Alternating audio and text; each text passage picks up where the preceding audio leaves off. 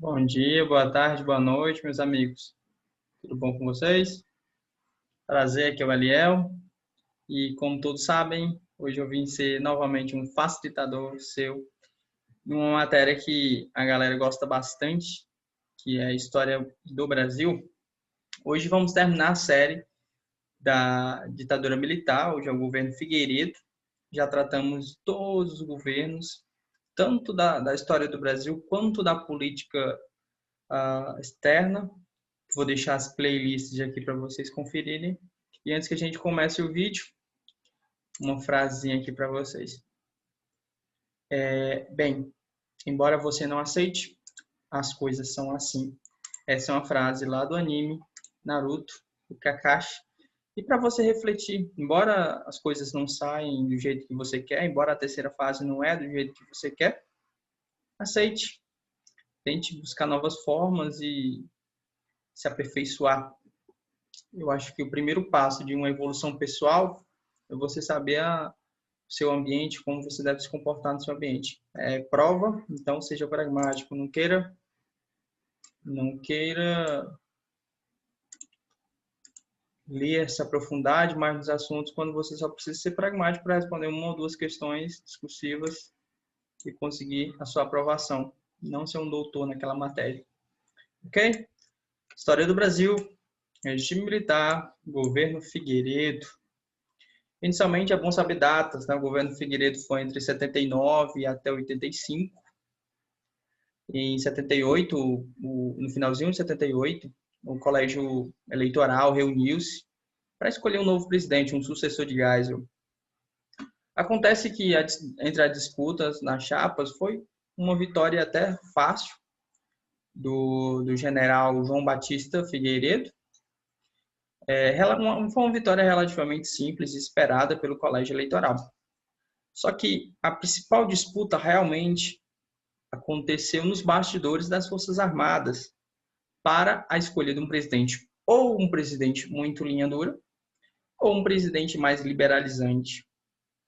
Como Geisel fazia parte dessa segunda categoria, dos mais liberalizantes, ele conseguiu fazer seu sucessor. Bem, Figueiredo, o mandato de Figueiredo, ele meio que ampliou a abertura política do regime militar e, ao mesmo tempo, ele amargou o aprofundamento da crise econômica, aquela crise que já começou no final do governo Médici, final do milagre econômico, entrou no governo de Geisel e se mostrou de uma forma mais profunda aqui no governo Figueiredo. E essas dificuldades econômicas, elas estimularam conflitos e reivindicações sociais. Isso fez com que o governo se insurgisse de novos controles autoritários. Tá? Bem, a tentativa da manutenção desse estado de crescimento que o Brasil vivia, pensando no milagre econômico, né, essa progressão de um milagre econômico, embora as variantes externas e internas não fossem favoráveis, e a manutenção de uma tolerância com a inflação, fizeram com que resultassem em altos gastos governamentais. Tá? O preço internacional fez com que o aumento da dívida externa chegasse a patamares exorbitantes, e o Brasil experimentou uma escassez de divisas. Tá? Então, o governo Figueiredo percebeu que não era mais possível sustentar aquela política de Delfim Neto. Tá? Precisava pisar no freio e realizar ajustes econômicos. Tá? E alguns desses ajustes econômicos seriam a diminuição do crédito, o aumento dos juros, a diminuição de investimentos nas estatais. Então, é interessante você pontuar que o cenário de 81 até 83 foi péssimo para o Brasil. O país entrou em recessão e o PIB encolheu seguidamente, tá? O desemprego alcançou níveis muito altos e fez com que a inflação chegasse a números assim exorbitantes. Para você ter uma ideia, tá? Em 1980, mais ou menos, a inflação estava em 110. Em 81, retraiu um pouco, estava 95. Em 82, chegou a 99. E em 1984, a inflação chegou a 220. Galera, o preço dobrava no ano. Mais que dobrava no ano. Então, assim, chegou-se àquele temido estado de estagflação. Era uma estagnação econômica aliada a altos índices inflacionários. Tá? E o Brasil realmente percebeu que ele era incapaz de sustentar esses gastos e houve uma redução da receita. Para fazer frente a essas dificuldades, ele pediu auxílio, o Estado brasileiro pediu auxílio ao FMI em 83. Teve que entreter a receita ortodoxa, teve que ser implementada. Isso significou grandes sacrifícios, principalmente para o grosso da população brasileira, a população pobre. Esses sacrifícios vieram de duas montas: cortes de gastos e arrojos salariais, tá? Mas havia uma discordância muito grande entre as autoridades governamentais brasileiras e aquelas que adotavam a política do FMI. Como o FMI ele não concedia prazos maiores para pagamento das dívidas e nem taxas de juros mais favoráveis, havia esses conflitos, tá? E veio a se materializar de uma forma mais nítida com o governo Sarney declarando a moratória. Para finalizar essa parte inicial, só para você reforçar aquela ideia da inflação. Em 1978, a inflação brasileira estava mais ou menos em 40. A despedida de Geisel, do ano da saída de Geisel. Quando o Figueiredo estava para sair, a inflação estava 220. A dívida externa saiu de 43 bilhões, na verdade, 43 bilhões, para 91 bilhões, ou seja, dobrou, mais que dobrou. E foi uma terrível herança que deixaram para a redemocratização, né? Em termos políticos, galera, eu já reforcei, né? Dei uns aspectos gerais do governo Figueiredo, falei um pouco da economia, como é que estava. Agora eu vou falar de termos políticos e fatos importantes na política, ok? Figueiredo ele seguiu as linhas deixadas pelo governo Geisel e para isso ele colocou o general Golbery do Couto Silva como sendo um coadjuvante, um papel principal no arquiteto de manter o Estado coeso, tá? Em 79, o governo sancionou a lei de anistia. Isso realmente foi um grande passo, tá? Para a liberalização do regime. Só que também significou ganhos absurdos para a linha dura. Sabe por quê? Porque eles consideraram a anistia, presta atenção como estava tipificado: crimes de qualquer natureza relacionados com crimes políticos ou praticados por motivações políticas. Dessa forma, inúmeros membros das Forças Armadas foram anistiados. Por quê? Por mais que eles realizassem torturas, eles estavam abarcados pela lei de anistia, porque tinham fins políticos, motivações políticas. Ok? Mas, de certa forma, né, permitiu o retorno de grandes números de exilados e a libertação de inúmeros presos políticos que vieram a se articular contra o regime militar. Tá? O Golbery também percebeu que a oposição ela estava muito organizada, porque de um lado tinha a Arena e do outro tinha o MDB. E o MDB era tipo vários partidos unidos contra a Arena. Então, o que o Golbery, juntamente com o Figueiredo, realizaram aprovar? A nova lei orgânica dos partidos políticos, em 79. Foi no mesmo ano da lei de anistia, tá? Essa lei, ela findava os efeitos do AI-2. Esse mesmo AI-2 que estipulou o bipartidarismo. Ok? Beber um pouquinho de água. A Arena ela se transformou no Partido Democrático Social, PDS, e o MDB se transformou no MDB. Só que assim, a MDB ele era uma união de vários outros partidos, né? Quando houve essa nova lei orgânica dos partidos políticos, o que aconteceu? A MDB se transformou no PMDB. Só que o PMDB acabou se dividindo em vários outros, como o Partido dos Trabalhadores, Partido Popular, Partido Trabalhista Brasileiro, Partido Democrático dos Trabalhistas. Ok? Aconteceu que realmente houve uma ruptura da unidade da oposição, como o Golbery queria. Tá? A oposição estava se reunindo de uma forma muito concentrada, muito forte, que o Golbery viu, vamos rachá-la no meio e vai formar inúmeros outros partidos e a oposição vai ficar fragmentada. Mas a linha dura não ficou tão satisfeita e ela começou a agir. Uma das ações foi o famoso atentado Rio Centro, em 1981. Qual era a ideia? A ideia era explodir uma bomba e culpar os inimigos internos. Isso para meio que permitir o recrudescimento do regime, ou seja, voltar com práticas autoritárias.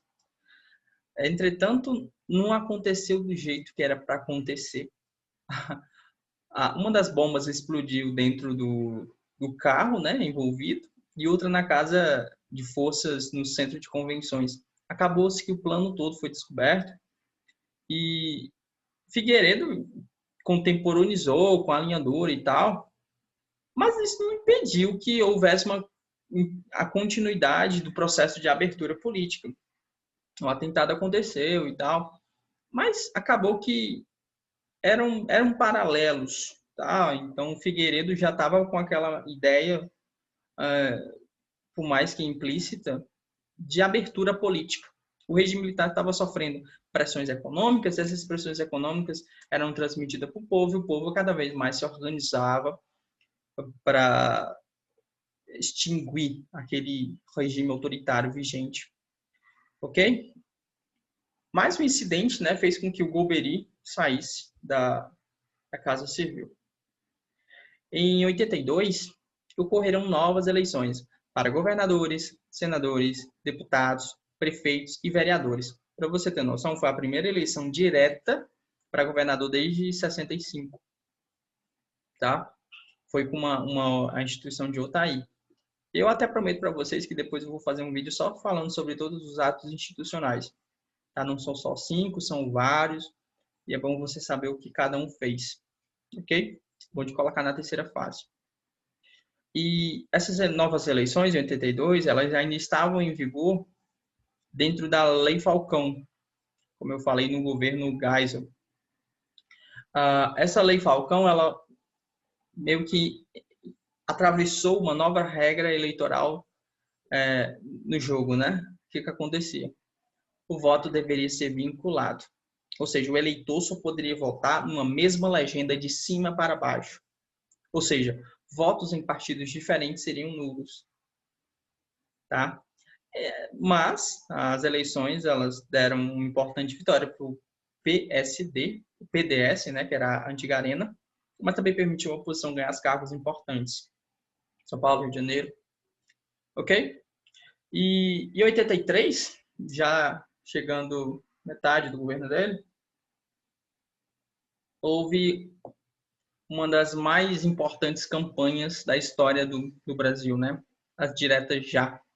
Milhões de pessoas foram às ruas com o seguinte slogan: quero votar para presidente. Sindicatos, partidos, grupos sociais, diversos segmentos da sociedade pediam o voto direto e o fim do colégio eleitoral. Tá?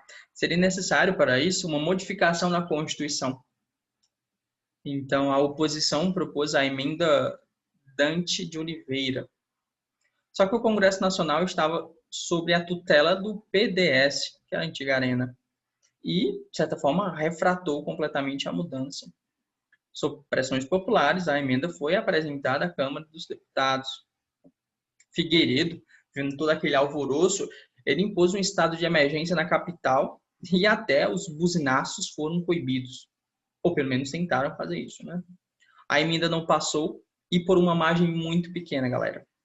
Ela precisava de 320 votos, houveram só 298. Nossa Senhora, 2 votos. Tá? A transferência do poder dos militares para os civis se deu por meio do colégio eleitoral. Então, a escolha do primeiro presidente pós-ditadura deu-se pelas regras montadas pela própria ditadura militar. 2 chapas foram apresentadas, uma encabeçada pelo Maluf e apoiada pelo Arena, né, o PDS, e outra pelo Tancredo Neves, tendo como Sarney vice. Essa foi a proposta do PMDB. A chapa de Neves, Sarney venceu no colégio eleitoral, só que Tancredo Neves teve alguns problemas, algumas complicações de saúde e acabou falecendo antes da posse. Sarney assumiu a presidência e governou até 1990. A primeira ocasião que os brasileiros puderam realmente votar diretamente para o cargo máximo da República, o presidente da República, foi no governo Fernando Collor. Esse é um dado importante porque caiu inúmeras vezes no CACD já. Ela cobra assim. O primeiro presidente eleito foi Tancredo Neves. Não. O primeiro presidente eleito diretamente pelo povo foi Fernando Collor, tá?